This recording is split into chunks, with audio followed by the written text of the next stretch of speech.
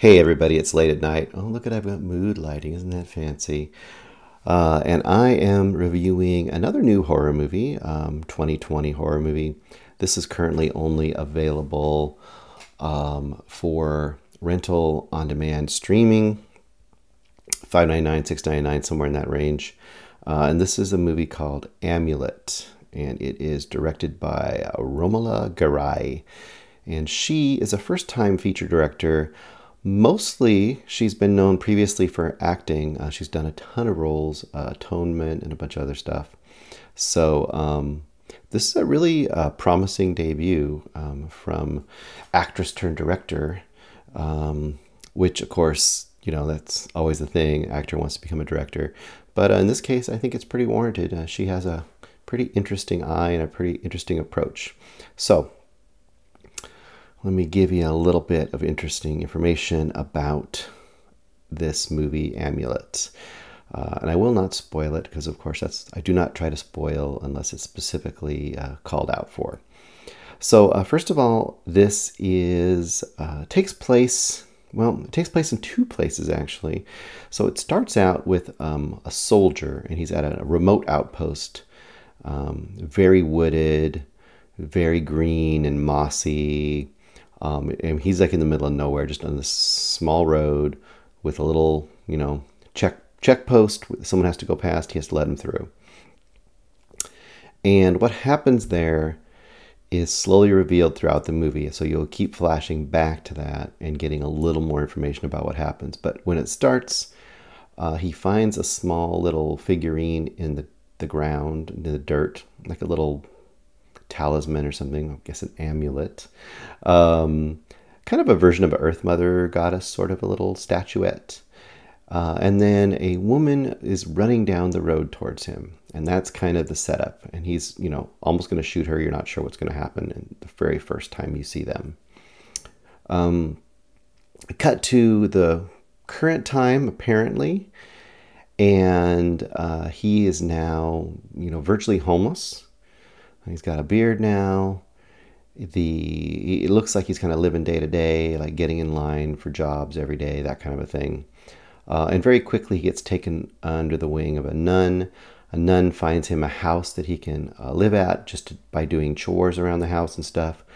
And that kind of leads to the main story, which is he's in this house with a woman about his age, younger, not super young, probably late 20s, early 30s. Her name is Magda, sorry. She's played by Carla Juri, who is awesome in this movie. She's pretty much the star as far as I'm concerned. And his name is Tomaz, and he's Alec Sacarano. Boy, I'm going to mess that up. The other major characters in here, just to get them all out of the way for you guys, the woman that he meets in the wooded outpost is Miriam, played by Angeliki Papulia, who you might recognize from Dogtooth, and Sister Claire, who is the nun that finds him and kind of hooks him up with this home/job situation and kind of sort of mentors him. She comes in and out through the movie. She's not like a major role throughout, but she has major scenes when she is there. And she is played by the awesome Imelda Staunton. Once again, Imelda Staunton's been in a million things, but the average moviegoer would probably know her as the woman in pink who is very evil in Harry Potter. So I should know her name, but I'm not quite enough of a Harry Potter head to know that. So that's your basic setup. Now, a couple things. The style of this movie is very, very odd. And I even wrote myself a little note so I could kind of think of what I thought of it. And it kind of has this feeling of, it's very dreamy. The music kind of veers between like vocal sounds that sometimes sound almost like a Slavic folk stuff. And then other times it kind of sounds a little bit almost operatic, or like hymns. Just kind of goes in and out. And then you also have chimes and all kinds of different sounds going on. Backward stuff sometimes. It's very, makes everything very floaty and ethereal and weird. It just gives it a weird tone all throughout. Really interesting sound effects as well. So very kind of dreamy. There's a real evil feel to this movie too, which is intentional, obviously. And it's very rotten and kind of fetid. It's really good the way they set up the mood of this movie. A few movies that I kind of would throw in the mix to kind of give you the tone, because it has several different things going on here. A super obvious one is The Exorcist, but more The Exorcist in the way The Exorcist has a super grounded, realistic, like actual setting, but the stuff going on there is super over the top. This is a little like that. Like the actual settings themselves are very realistic, but what's happening is it gets way over the top at some points.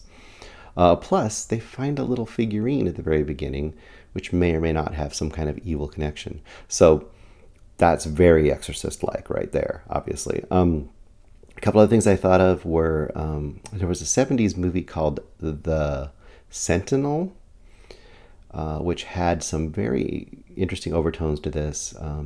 There's a bunch of scenes in this where Tomas is living in this house, and I don't really want to give away what's happening, but something's happening upstairs from the room that he has. That it's very unnerving, and there's sounds being made all the time.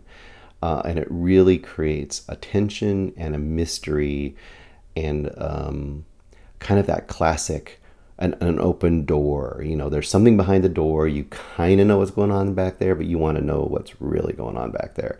And that is kind of, like I said, like almost a trope, almost a classic horror, thing. But it's done to pretty good effect here, I would say, for sure. And the other thing was Ken Russell. Now that should throw you a little bit for a loop, because you're hearing all this stuff about like, demonic, horror kind of movies and stuff. But Ken Russell should make you think like, okay, there's going to be something weird and over the top in this movie. And there is some weird stuff. About the 1/3 mark, there's something that happens based around a toilet, which made my jaw drop. I was just like, what? And there's probably in the last third of the movie, there's quite a few different things there that are pretty. There's a couple things that are just really out there, and it'll either pull you right out of the movie, or you'll be like, oh, okay, bravo, I love this. I kind of go for that kind of stuff, so I'm a little more on board for that usually. Also, I have to say that I don't feel like there were any digital or CGI effects in this movie. I'm pretty sure it was all practical. There wasn't a ton of it, but what was there, I really appreciated. Or if there was some CGI, it was very, very limited. So once again, very much appreciated that they went for mostly practical stuff in here. So as you can guess, I mean, I really enjoyed it. I really liked this movie quite a lot. Oh, one other thing. So the part that's kind of his past, he's a soldier, and it's never stated what the, what the conflict is, but I really get a strong impression based partially on just kind of the way it looks and feels, and some of the events that go on make me really suspect it has something to do or is kind of loosely based on the Serbian-Croatian, that whole thing that went down. And I'd be curious to hear more from the director or who wrote it. I don't know if she wrote it or not. Kind of what the deal is there. So once again, if you're into super mysterious, weird, creepy, eventually kind of mind-bendy horror movies, mystery horror movies, you might like this. It's definitely got its artsy side. It definitely goes a little over the top at some points as far as... I can see some people saying like this is just not grounded enough for them. It's way too dreamy. It's way too, pretentious or whatever it is. But you know what? I go for it. I like this. So if you kind of sounds like it's your cup of tea, I would give Amulet a try. Amulet, I personally would give it around a 4.5 star out of 5. I really quite liked it. There wasn't much I didn't like about it, and I feel like this is one of those movies where there's a lot of weird, secret little touches in there to kind of give you clues on what's going on, because some of it's not fully spelled out. Now there is a little scene in there where they kind of go back through some of the stuff you saw before to kind of tell you like what those things meant. I kind of don't like that usually. Here it was okay, but I think there's a lot of other stuff in there that isn't clearly spelled out, which does give it some rewatchability if you dig it. Soundtrack, once again, super good and super creepy and moody. So once again, check it out, and I will be back soon with something else.